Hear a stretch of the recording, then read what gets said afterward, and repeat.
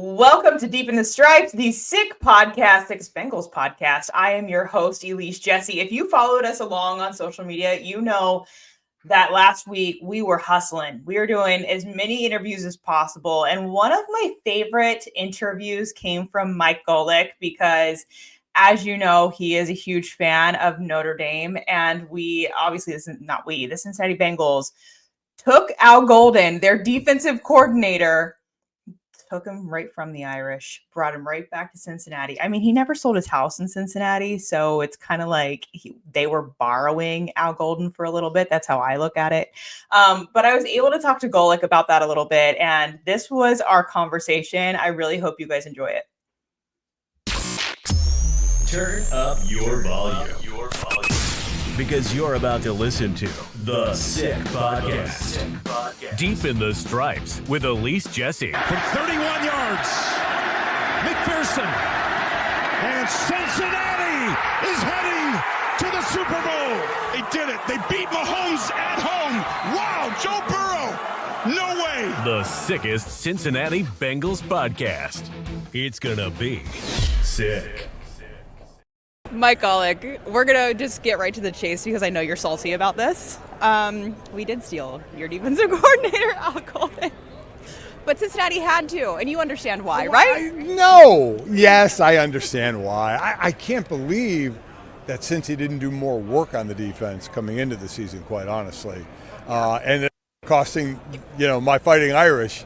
You got a great coordinator now, Golden, without question. He will help. But still, they have to get more players. Yes. They have to use their money, and they have to get more players to help out Trey, especially, from an edge rusher standpoint. Mm-hmm. But it's a great start, no doubt about it. Listen, the offense is in great shape, though. You'll probably lose Tee Higgins to free agency. Yeah, I mean, I know you're saying potentially because you're hoping, but it's going to be so hard to hang on to him. Now he has the same agent as Jamar, so I don't know if you're going to be able to hang on to him. I think there are too many other teams with a need at wide receiver that will spend, I think, more money than Cincy's willing to spend. I think, unfortunately, that you're I hate to bring you down on that, but you brought me down on Al Golden, so I got to bring you down on Tee Higgins. Well, they had to get Al Golden, as you know, because if they do commit that much money to the offensive side of the ball, they're going to have to go cheap on defense. And he seems like a guy who can really get guys to buy in and play for him in a great way. Well, I mean, that's the thing, right, is you can have great players, but you still have to have them execute the game plan. Now, if you don't have great players, it really is more about the X's and O's, the position you put the players in, how you disguising. Are you a blitzing team? Are you a zone team? Are you a man team? We know Al Golden at Notre Dame played as much man as anybody in the country. So get ready to play man, and you're gonna have to pass rush on that and blitz on that. So, and it's not just the X's and O's, but it's how you call things as well. For an O coordinator and a D coordinator, it's not the play you call. Essentially, it's when you call it, or at what part of the game, what down and distance. So, you got a good one in Al, and he does have his work cut out for him. Do you think that there was a definite correlation between the Bengals defense in 2021, which was their best under the Zach Taylor era, and that is when Al Golden was also the linebackers coach, and the linebackers, Jermaine Pratt and Logan Wilson, had their best seasons? Well, let's say for Cincinnati to make you feel good, yes, there was a correlation. How about that? That make you feel good? Yeah, it makes me feel better after the Tee Higgins situation. There you go. Yeah, listen, Al is a proven winner, especially as a position coach or a coordinator, and he probably would love to be a head coach again. It was a couple times, obviously, in college.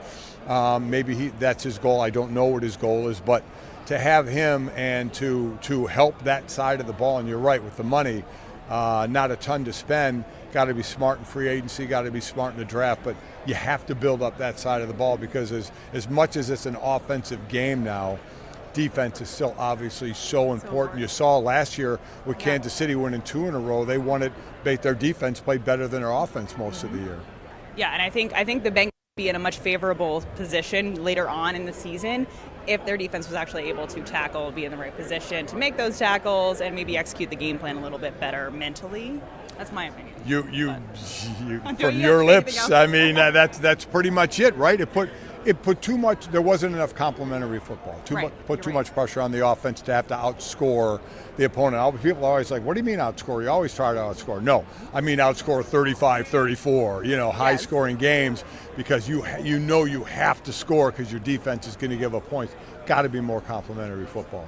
Mike, you're great. Thank you so much. I appreciate your time. Yeah, whatever. Thank you.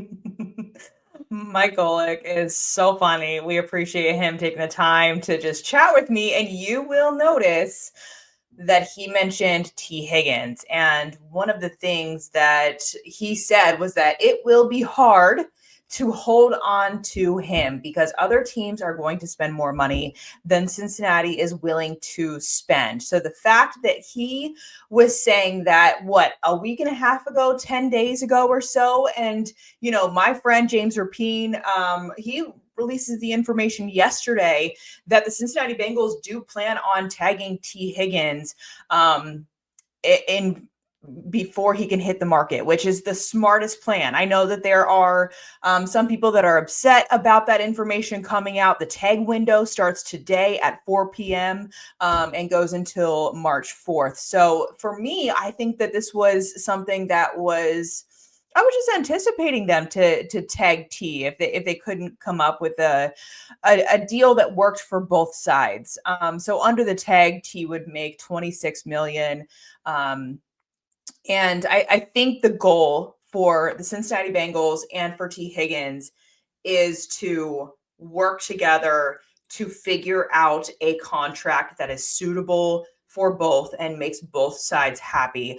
The Cincinnati Bengals in a position where they should tag Tee Higgins if they cannot come up to an agreement, because the last thing that you want if you are a Cincinnati Bengals fan is for Tee Higgins to hit the open market, because as we've heard, there have been a lot of rumors about how other teams who are thirsty for a good wide receiver, a wide receiver number one, they would pay up to $30 million for Tee Higgins. So you know how it is. Like Tee Higgins would go out, he would get courted, he would get wined and dined by all these other teams, and he would receive all these promises and see a lot of big numbers. And so it would just put the Cincinnati Bengals at a disadvantage. And at the end of the day, the Cincinnati Bengals know what they have in Tee Higgins. Yes, Tee Higgins has missed a total of 10 games, I believe, over the last 2 years, but last season, he had a career high of 10 touchdowns. You also remember that Joe Burrow came out in support of keeping Tee Higgins in the building. He does not want Tee Higgins to leave the building. He said that from his own lips. You know that they have probably had that conversation. Granted, that's an assumption because Joe Burrow, Jamar Chase, Tee Higgins, great friends. I don't think T expected Joe to come out into the public and say those things from the podium. I think he was happy about it. I just don't think he was expecting their conversation to maybe leave that small little group that they had going during the season. So what Cincinnati Bengals are doing if they do tag T is to essentially execute what Joe Burrow is asking them for, to keep Tee Higgins in the building, to get a deal done with him. I don't think that their first initial reaction would be to tag T and then trade him. I don't think that that is what they are initially thinking. I think they're thinking tag so that he cannot reach the open market and then work on a deal before the season hits. So that's my take on it. Let me know what you think about that. That's one piece of news. Another piece of news, as you've probably seen, is the Bengals decided to extend their punter, Ryan Rico, this afternoon. He inked that deal. It's a 2-year extension. They picked him up free agent last year before the regular season. He set career highs and season highs and stuff like that for his punts. As a holder, a little bit more trouble, I thought. Obviously, Evan McPherson had one of his most challenging seasons of his career with Ryan Rico holding. So it'll be interesting to see how that relationship progresses in 2025, but they did solidify that spot. He is on the roster next year, and this deal runs through 2026. So thank you for sticking with us. We have so much more to bring you. And that's a wrap. Hope you don't miss us too much until next time. Follow the Sick Podcast Deep in the Stripes with Elise Jesse on YouTube, Instagram, Facebook, Google Play, and Apple Podcasts.